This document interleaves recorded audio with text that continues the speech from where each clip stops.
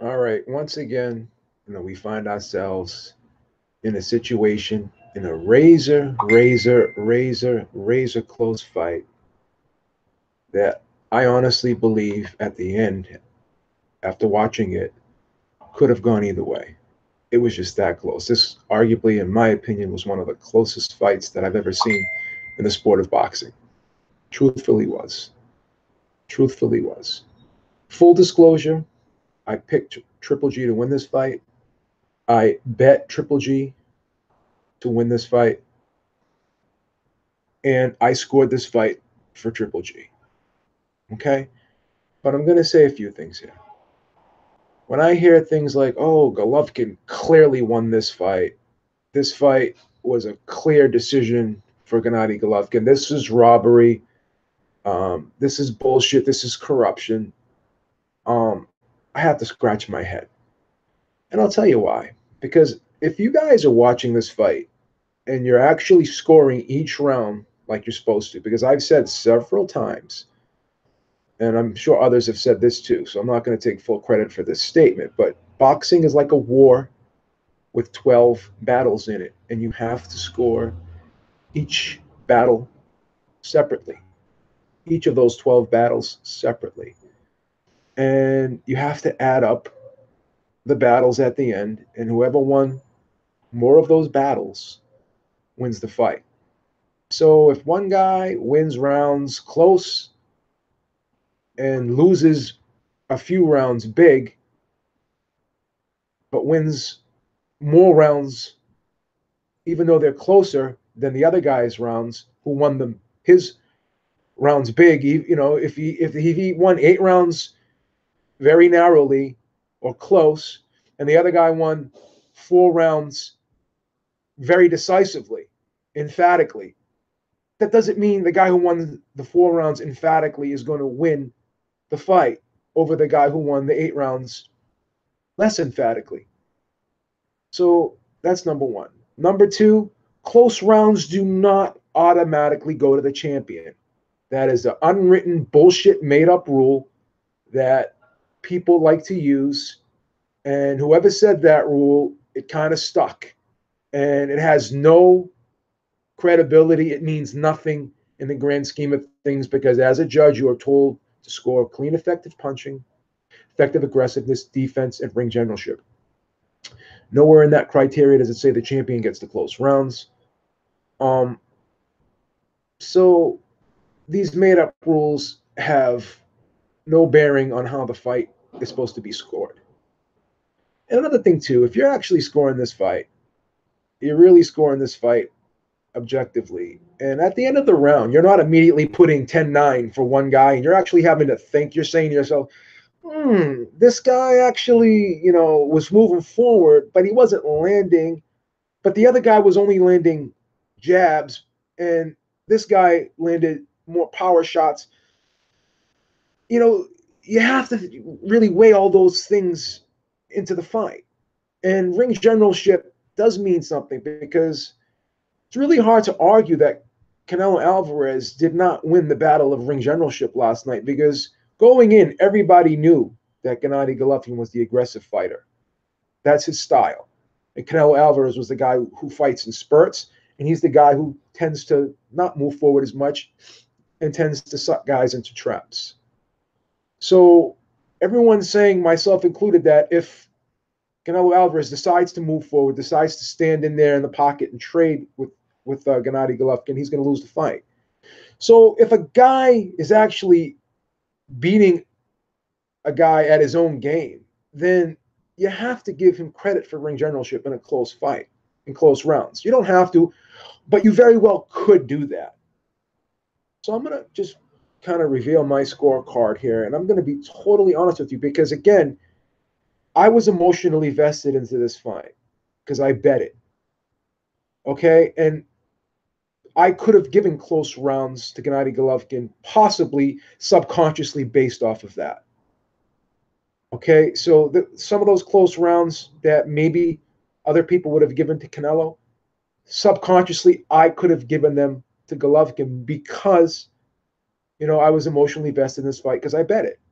And you're also going to be emotionally vested in this fight if you were so upset with the first decision and you allowed that controversy to spill into this fight.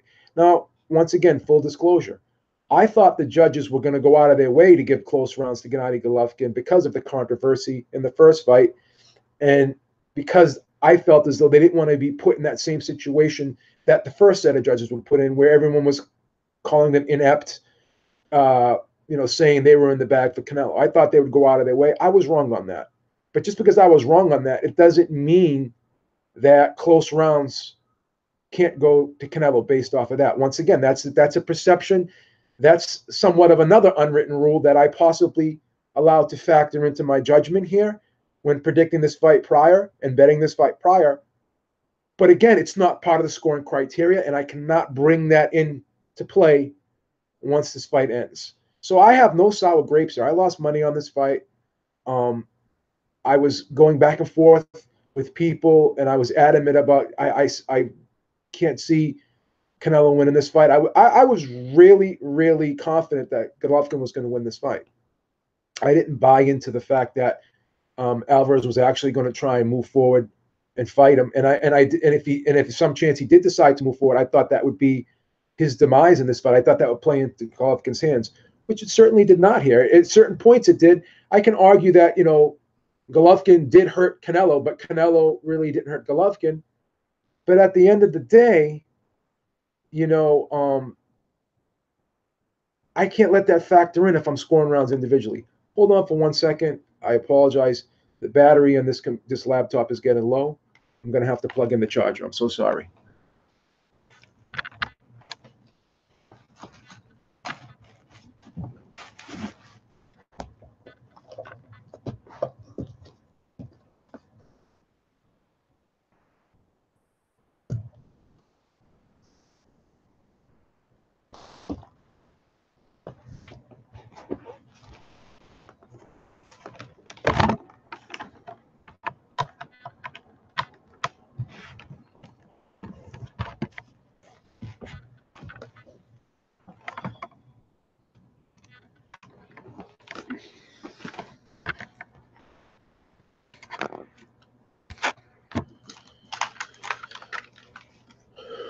I'm so sorry for that. It's always something, man. It's always something. I apologize for that.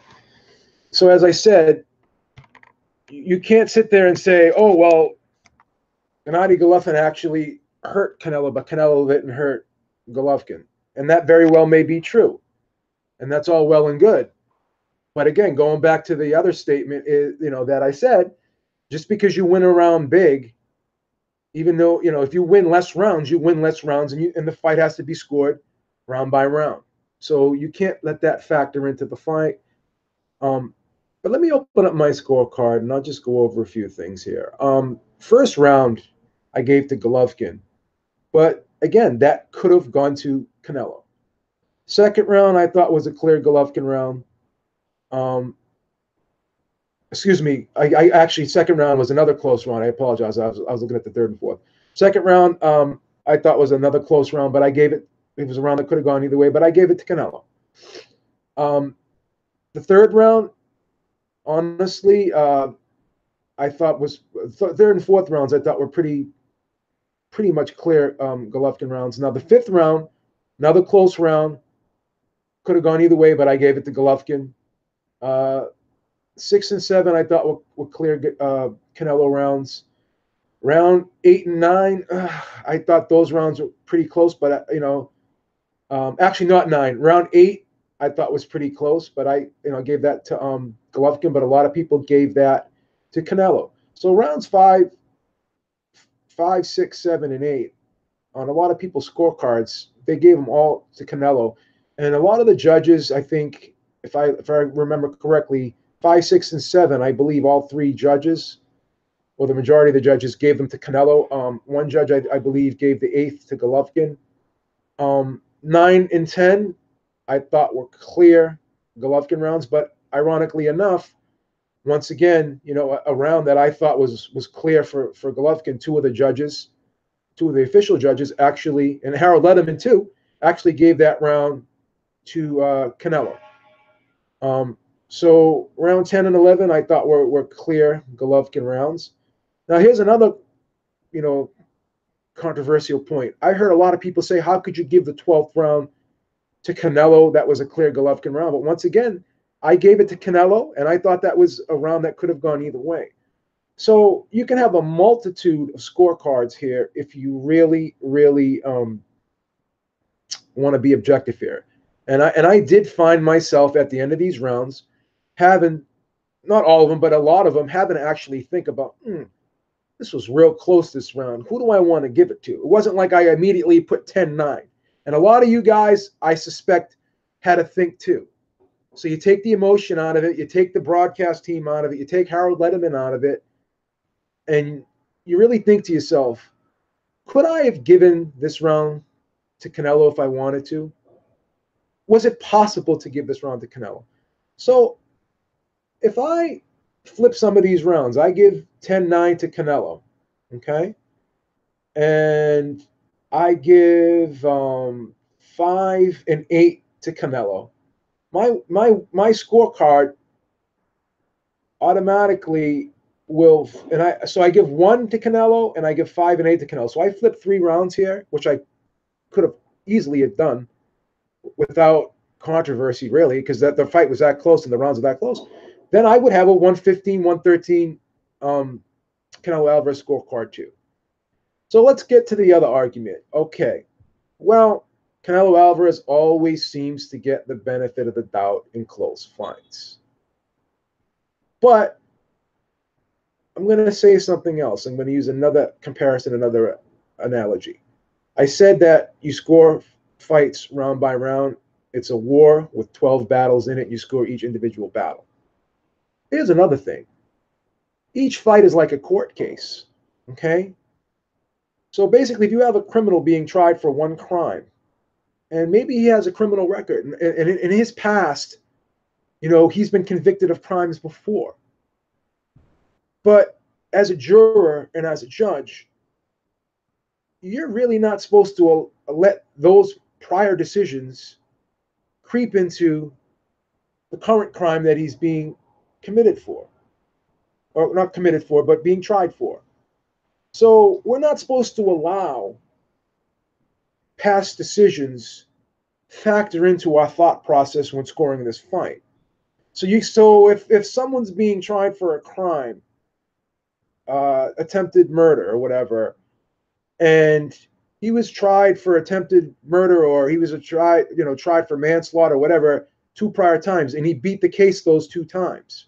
Those are separate cases that we're supposed to not allow to enter our mind. That's why when you're being selected for a jury, the judge will call you up and say, do you have any prejudice beforehand before we allow you to be on this jury, before we decide whether or not we're going to pick you on this jury? You can't allow that stuff to factor in. So you're not supposed to say to yourself, oh, well, the first fight was a robbery, so they owe Triple G makeup rounds here, because if the rounds are close, then he should get the close rounds because Canelo got the close rounds last time, or it was a robbery last. You can't allow what happened in the last fight to spill over into this fight and affect your scoring of rounds. Now, again, full disclosure, I said that the judges would do that. I said again, I'll go back to what I said. I'll repeat myself again. I said that the close rounds would probably go to Golovkin this time in order to, for makeup calls, basically, to make up for what happened in the last fight. But because that didn't happen, that doesn't mean it should have happened. Okay? There is subconscious bias that enters people's minds. Once again, the judges could have allowed that to creep in, but they're not supposed to. And if they're being honest, that they shouldn't allow that to creep in. So you guys cannot get mad at what happened, in the first fight and allow that anger to spill over into the decision of this fight. Okay? So again, you just can't do that. So each fight is its own court case, and each fighter has to prove to not one judge but 3 judges why he is the winner. He has to state his case in each and every round. And based off of that, that's how the decision is made.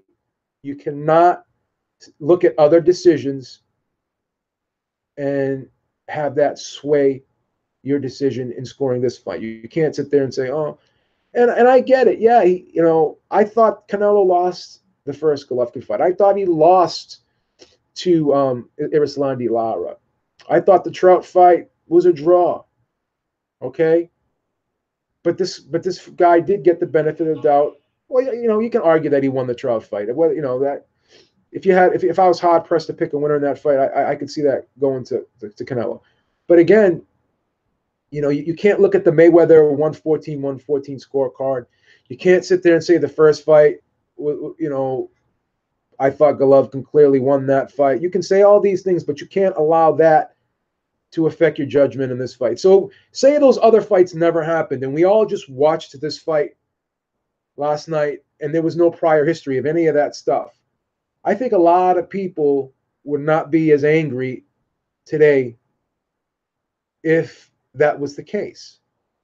So in fairness, full disclosure, picked Golovkin to win this fight, scored the fight for Golovkin, but I am not angry one iota, and I do not think at all that this fight was a robbery.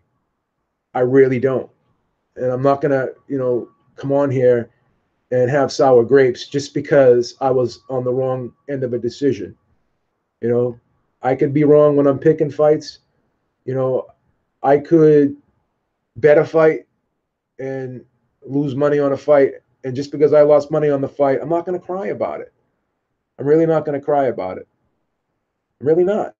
And if, you think that Canelo won this fight, I have no problem with it. If you think Golovkin won this fight, I have no problem with it. But if you called this fight a robbery last night, then I'm going to ask you to really explain why this fight was a robbery. And we can break this fight down round by round, which I'm sure we're going to do today on the Ringside Reporter podcast, which will air at 7 p.m. Eastern time later today. And I want everyone who has an opinion on this fight to call in. And if you do think this fight was a robbery, you did call it a robbery last night, we need you to explain it to me. And we can go down round by round and sit there and say, well, are you 100% sure that there was no way you could have given this round to Canelo? Was it impossible to give the first round to Canelo? Was it impossible to give the fifth round to Canelo? Was it impossible to give the eighth round to Canelo? Was it impossible to give the second round to Canelo? If I'm going to be objective and honest here, I have to say no, it was not impossible to give those rounds to Canelo. Okay? Was it impossible to give them to Golovkin? No. This fight was that close. I really, really had to think twice before logging my score for some of these rounds. And I think a lot of other people are in the same boat as me, and they're not admitting it. I think a lot of people were listening to, the commentary, and the commentary was really pro Canelo. But even still, Lampley was the play-by-play guy. He was the guy who was doing most of the talking. And he seemed to feel as though Golovkin was winning these close rounds. Harold Letterman gave Golovkin these close rounds. So even though you had Roy Jones and Max Kellerman chiming in, they were color men. They weren't play-by-play guys. They weren't scoring the fight. So you had one guy who was actually scoring the fight. You had one guy who was calling the fight play-by-play, doing the majority of the talking. And he was setting the narrative that Golovkin was winning the fight. And on the opposite end of the spectrum, you had Roy Jones and Max Kellerman really riding hard for Canelo, really being cheerleaders for Canelo. But they were not the main voice in the commentary. They were not the primary voice in the commentary. So it's very easy to think that a lot of these people, and suspect, I should say, that a lot of these people were waiting to see what Harold Letterman scored the close rounds. And maybe that they said, oh, if Harold Letterman scored it, then, scored the round for Golovkin, I'm just going to give it to him too. It was that close, but I'm going to give it to Golovkin. Or if you said to yourself, well, Golovkin's a champion, the round's close, I'm going to give it to Golovkin. So if you did any of those things, and if you were being swayed by Jim Lampley's commentary, then do you really have a right to call this fight a robbery? I'm going to say no. I'm going to say no. And then you could throw so many different arguments out here. You could say, well, both guys pretty much landed the same amount of power shots. When Golovkin landed a power shot, Canelo came right back. You can argue, oh, well, Golovkin actually hurt Canelo a few times where Canelo didn't hurt him. Okay. But if both guys pretty much landed the same amount of power shots, but then, Gennady Golovkin, I thought, landed more jabs. It was pretty evident that he landed more jabs. But again, if you were to look at, the rounds and you say to yourself, okay, well, in certain exchanges, Golovkin may have landed 3 jabs, but Canelo landed a power shot. Does that power shot mean more to you than those 3 jabs? In a lot of people's minds, yes. A lot of people just look at the fact that it was a jab, and they do not count it with as much significance as they would a straight right hand. Even though, in my opinion, Gennady Golovkin's jabs are very powerful jabs. They're almost as hard as straight right hands, or a lot of people's straight right hands. But the argument can be made that the power shot cancels out and trumps those 3 jabs. So there's 2 sides of the coin here. And then, you want to hear Teddy Atlas, once again, on cue, crying robbery. Oh, the guy's moving forward, blah, blah, blah, blah, blah. You're not going to give him rounds just for moving forward. And I've accused Harold Letterman of doing the same thing. But if the guy's moving backward and he's throwing jabs basically in a defensive posture, not in an offensive posture, not to set punches up, but some of these jabs were kind of like, okay, get off me punches to stop Canelo from coming forward. And if Canelo's walking through these jabs, and even though he's catching maybe 3 of them on the way in, but he's still pushing the guy back and he's landing a big right hand, the argument can be made that he's showing effective aggressiveness, moving the guy back and actually landing a right hand, but he's still being outpunched. So, there's an argument either way here. Okay, there's an argument either way here. So Canelo Alvarez fights the fight that everyone wanted him to fight. He was actually the aggressor in this fight, but yet, people are going to say that it wasn't effective aggressiveness. But Gennady Golovkin's aggressiveness was effective in the first fight. So can you really have it both ways here? So you have to be objective here, and you can't sit there and say it was impossible to give Canelo Alvarez a decision in this fight, because I'm going to challenge you on that. Because full disclosure, once again, I could see this fight going 115, 113 for Canelo Alvarez. It was not impossible to do that. And I'm not going to allow my subconscious bias to blind me in that assessment.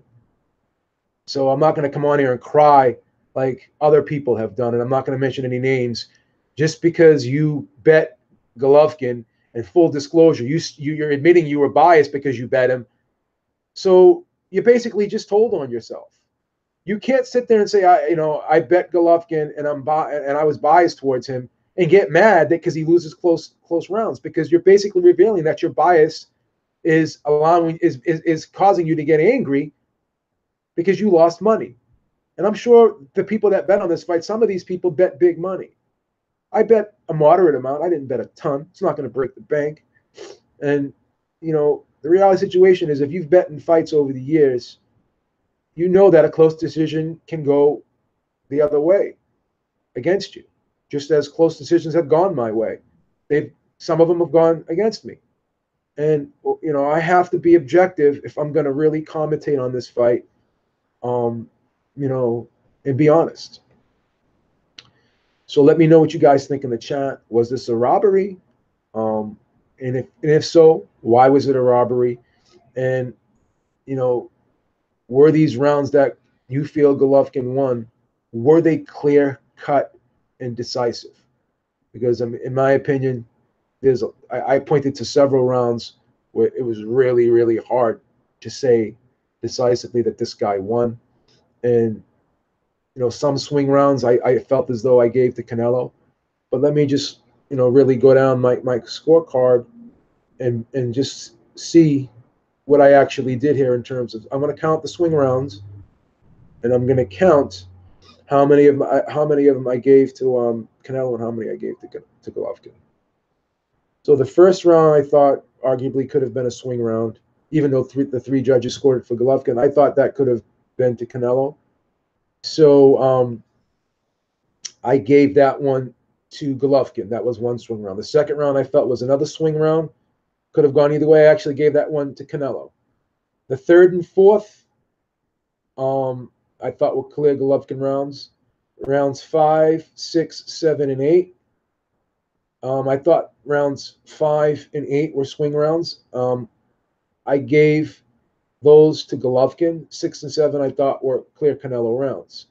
Round 9 I believe was a clear Golovkin round. Round 10 I believe was a clear Golovkin round. Round 11 I feel was a clear Golovkin round. So round 12 I thought was a swing round, could have gone either way. And I gave that to Canelo. So I gave 2 swing rounds to Canelo, and I gave 1, 2, 3 swing rounds to Golovkin. So, if I'm being objective here, I'm going to be honest. I thought that round 5 and not round 5. I thought round 6 and 7 were clear Canelo rounds, where I thought that the clear rounds here for Golovkin were 3, 4, and 9, 10, and 11. So I mean, it could have went a couple ways here, and I understand that. So if I'm going to be fair, I got to be honest about it. I hear people saying that jabs don't count. Well, again, it goes back to the old comparison here. Some people will count jabs, but they count a lesser amount of power shots more than a greater amount of jabs, because jabs are, in a lot of people's minds, not considered power punches. So power punches, some people prefer power punches over clean punches, or not clean punches, or possibly clean punches, but some people will prefer the fighter that lands less jabs, but lands more power shots. So if a guy overall has scored more punches, he may have landed less power shots than the other guy. So the guy who landed less shots but landed more power shots, in a lot of people's minds, will get the nod in rounds. It's that classic, do you like the guy? Do you like the boxer, or do you like the puncher? And Golovkin tried to be the boxer last night, and the boxer tried to be the puncher last night. And you have to say to yourself, the guy who tried to be the puncher arguably could have been more successful than the guy who tried to be the boxer. Now, both guys are good boxers, but you can argue that Golovkin has better overall boxing skills. And both guys are decent punchers, but you can argue that Golovkin is the harder puncher and he's the more aggressive guy. So in terms of ring generalship, these guys switched roles, and one guy was actually more successful at the other guy's role than the other guy was less successful trying to use the other guy's tactics. So if you want to look at it that way, in a close fight where you're looking for something to kind of tip you over the edge in rounds, if you're using ring generalship as a criteria, then that's a strong case for Canelo's end. So we could debate this all day. We can go back and forth on this all day. But I really implore everybody and encourage everybody to call in tonight at 7 p.m. Eastern Time. Come right back to the Beating the Odds with Beat channel. Watch the podcast tonight, and I want to hear your comments in the chat. And I also want to have you guys call in and explain who you thought won and why. All right, until tonight, until next time, Beeb is out. Talk to y'all soon. At the end of the day, this was a great fight. Hat goes off to Canelo Alvarez. No sour grapes. Beeb lost money. Beeb was wrong on his pick, but Beeb is not going to cry today. Beeb is not going to be a baby. He's going to be a man, and just accept the reality of the situation. Okay, 115, 113 for Canelo Alvarez. is not an incredulous, impossible, outrageous scorecard, because I just explained to you why it could happen, and no sour grapes here. Till next time, Beaver's out. Peace. Take care, everyone, and hopefully you guys watch the podcast tonight and possibly call in if you have the time to do so. Thank you again for your time. Thanks for tuning in, and I'll talk to y'all later. Bye.